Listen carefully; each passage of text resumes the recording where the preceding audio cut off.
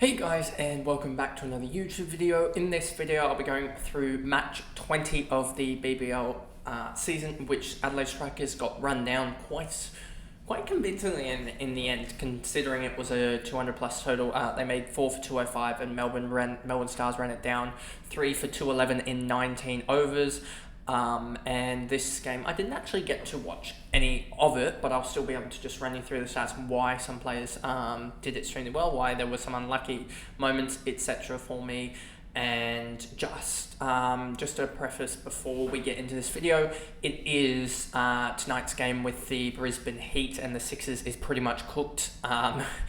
It's, I think, 14 to 80 mils last checked on BOM, the Bureau of Meteorology, for Brisbane tonight, so that pretty much cooks that game. So you may want to just rejig your trades a little bit to enable you to field, because even just taking a McDermott 12 or something like that over a Philippi 0 is going to be better for you guys there, especially if you have if you're working through Inglis as your wicket keeper through that line and using him as a captaincy and Philippi as your backup or something like that, or a Quinton de Kock as your backup, because that game is also looking a little bit dicey. It's like, I think 0 to 15 mils or something, 5 to 15 mils currently for Melbourne tomorrow. There is no rain currently in Melbourne from what I see, but when I looked at the Brisbane radar as well for that game, it was currently absolutely pouring down there, and it is currently 1 p.m, so we're 6 hours out from that game, and they need to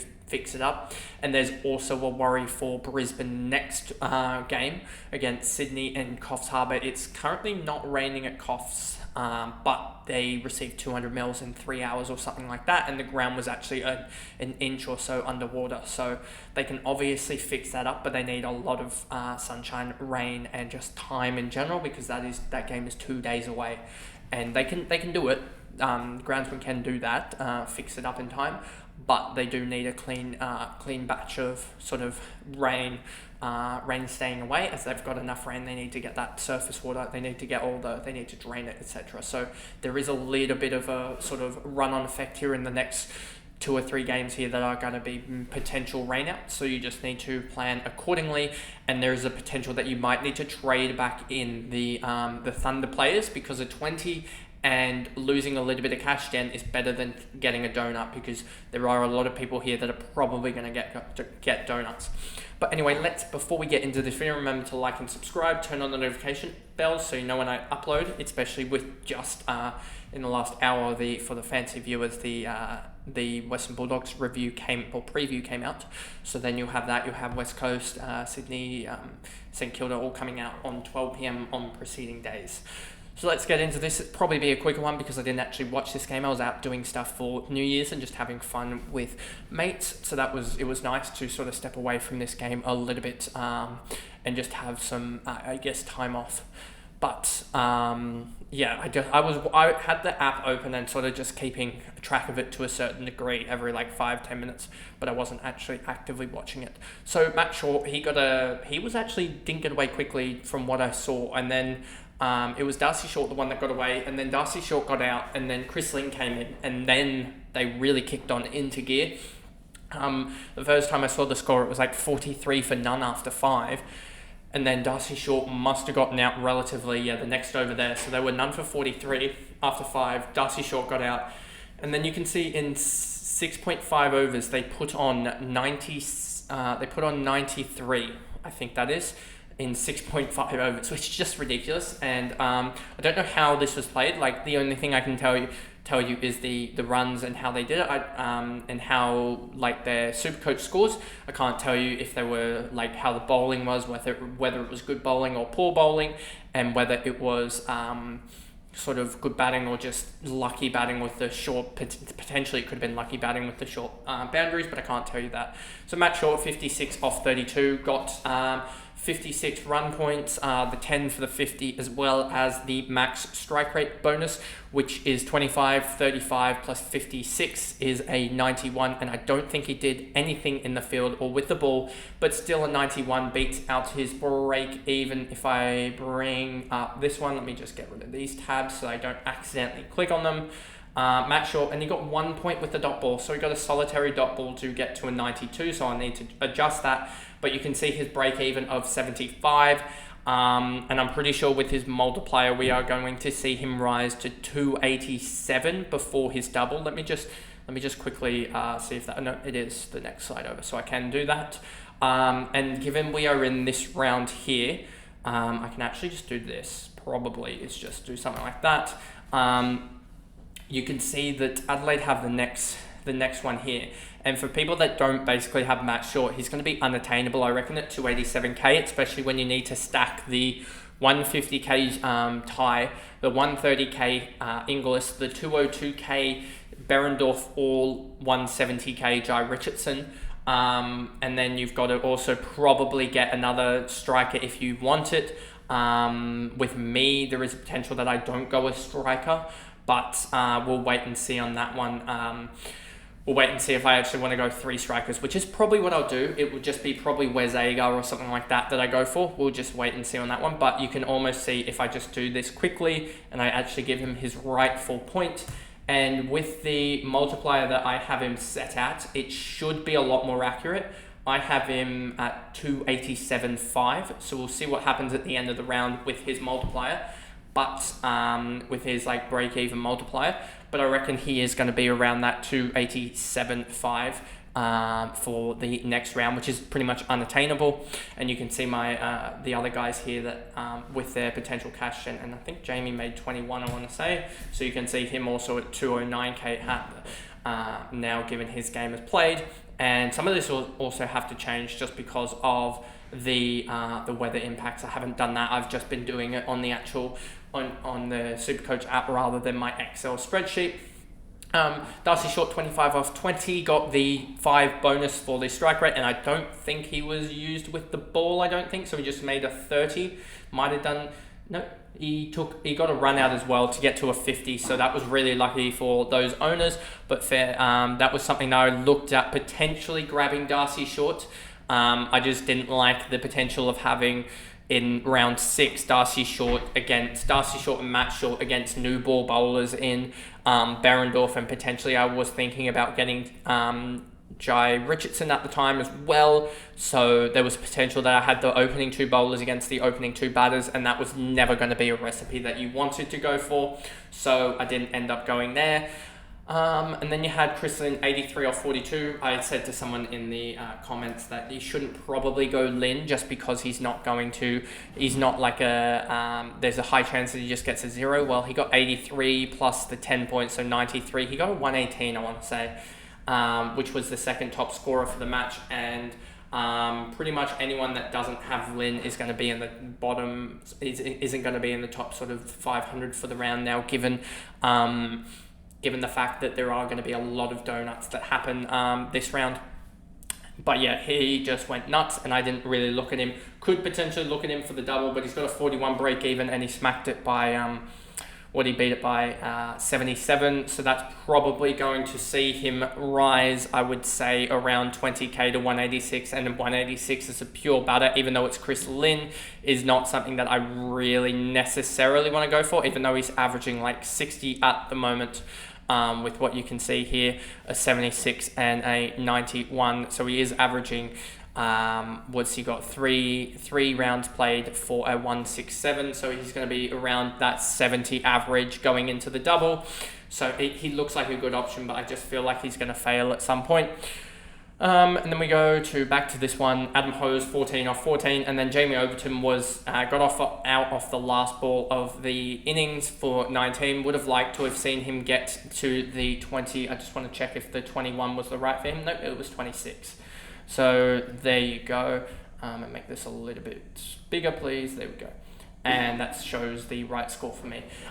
So yeah, he would have easily, if he had just didn't get out that last ball and hit it for even just a 1, he would have got the max strike rate. As you can see, it would have been max strike rate if he didn't get out. A 20 off 12 is a 166 strike rate, so that would have been 45 points. So just a single basically burnt him for 25 points, and at least you got it back in Maxwell with a catch. So he got, so you effectively got 20 points. Most of us would have got 20 points instead of a 26. but you still want that 26 over 20, 20 points towards Maxwell. And then, yeah, so they ended up 205. Joel Paris went for 39. I think he ended up with like 38 points or something. 39 points for Paris, given that he got a catch as well in there off of Glenn Maxwell. Glenn Maxwell opened the bowling 3 overs, 2 for 21. He is very aware of his Supercoach with that 3 overs, 2 for 21 and keeping that economy rate at 7 and then not bowling again. Obviously helps, and that got him 10 points plus the 7 dot balls plus the 2 wickets plus the catch as well. And then he also contributed with the bat. Ahmad Wasim, 4 overs, none for 40 with 6 dot balls and a wide. He ended up with 5 points. A really bad outing for him, and hoping that he gets on in the final game of the round so that we can, I guess, at least profit from him, or not profit, but at least get something out of him, because he did have a high break even. I'm pretty sure he had a 65 break even, so I mean he'd drop like 7 or 6k currently, but if he gets like a 40 or 50 score, then it will be less points dropped in the last when we turn over the round. Sekedi is absolutely useless. Stoinis, 2 overs, number 29, 4 dot balls, so we got 4 points through that, and then his batting did the job when we get to that. And then Roccacelli actually played pretty well, and 3 overs, 1 for 30, 4 dot balls, so we ended up with a 24 was it for Roccacelli? 24 plus the catch to get a 34 as he took a caught and bowled off Darcy Short. Then we go to the Stars innings, and you see the order here. Yeah, they did that. You could tell, when I saw their order against the Sixers, and then when Lawrence signed, I knew Merlo was the guy that was going to get dropped, as he was just doing nothing. He was batting like 8 in a game and then not bowling, so he was effectively useless for them, or doing nothing, not adding anything. So you might as well put Dan Lawrence in there, and that's how that worked out. So Tom Rogers maintained this spot at the top of the order, 8 off 5 for him, so he only got an 8, which is slightly better than Ahmad, but I think Ahmad has better scoring potential if they do get on against the Renegades. So there's that. Dan Lawrence, 50 off 26. He went nuts and got in the end an 85 because he got the 50 plus the 10 and then the 25 max strike rate bonus. So he got an 85, which looks good, but that's the thing about batters, is they can always fail. Bo Webster, 66 plus the 10 for the strike rate. So he ended up in 86, which is a killer blow for me, and there were a couple killer blows for me. If you look at the top 1% of players, it is glitchy a little bit. You can see Darcy Short put up a good score, Bo Webster put up a decent score, and then where is Chris Lynn? At least Chris Lynn is well down here at where is he? 5.3%. So that is absolutely fine that he went nuts, as he was basically negligible in the top 1%, and the top 5%. Let's just look at them. I think he'd be slightly more owned, but not by much. He was 6.8% owned, so a little bit more there, but not terrible much. And so there's that. And then you had Maxwell got the max strike rate bonus, perfectly timed his dismissal to allow the big show, or the big rig, to come in and absolutely smoke it, which we'll get to. But 28 off 17 got the max strike rate bonus for a 53 with the bat to add to his 67 with the ball, so ended up clean 120. And then Stoinis came in and boshed the ball around for a 55 off 19 to 89 strike rate. There should almost be just like a 40 bonus if you go over, like if you score 50 plus at a strike rate of over like 250 or something like that, just because he absolutely dominated the game in the back half of that innings and basically rode it home. When Glenn Maxwell got out, they were 137 off 13.5, so that is 37 balls left to get another 68, and he knocked it off 55 off 19. So we ended up getting the 55 plus the max strike rate bonus, 25 plus the 10 for the 50 is a 90, and he has smashed his break even in one game. And if we look over here, you can already see Stoinis going up to 90k for me, with still a potential of 1 game left. But if he doesn't play, that'll be split in half here, and that'll go something like that, and you'll see him climb even 15k up to 98k. So there is a massive potential for him to climb up. But if he gets on and has another good performance, he could easily, say he gets like another, say he does something similar to that and gets like a wicket and 30 with the bat, another 70, and he climbs 25k up to a 108k, and he starts to generate the cash that you can almost start to hold some other different guys and maneuver him around, but he could become a key piece at the end. If we look back at the evolution of this, with the Stars having the bye next week and then having singles, he could almost just be a guy that you use, like I was saying with Fraser McGurk previously, as an emergency off the bench and just see how they go. If we go back to here and then go back to player research and then my team, and then we go to, he has round 6, they don't play, and then they don't play in round 6, do they? They have the bye alongside the Thunder. And then round 7 here, if we look at it, they play first game. So you can emergency him as a bowler in the first game of the round in round 7. And I know that both Hobart, Perth, and Brisbane have the double game week. So it's a huge game week. But if he goes nuts and scores like a 120 or something like that, or you have Maxwell, you can emergency Maxwell on one line, emergency Stoinis on another line, and then just see if they go well. Because if they go well in the first game, then you can effectively just use your Renegades guy, which could be Fraser McGurk, or could be Will Sutherland, or could be a bowler or something like that. That will probably be for me, and then just use them to I guess get what you want out of this game. And you can also emergency Josh Philippe and see how that goes. But yeah, you'll have multiple chances there for to use the emergency to your to loop in guys in that sense.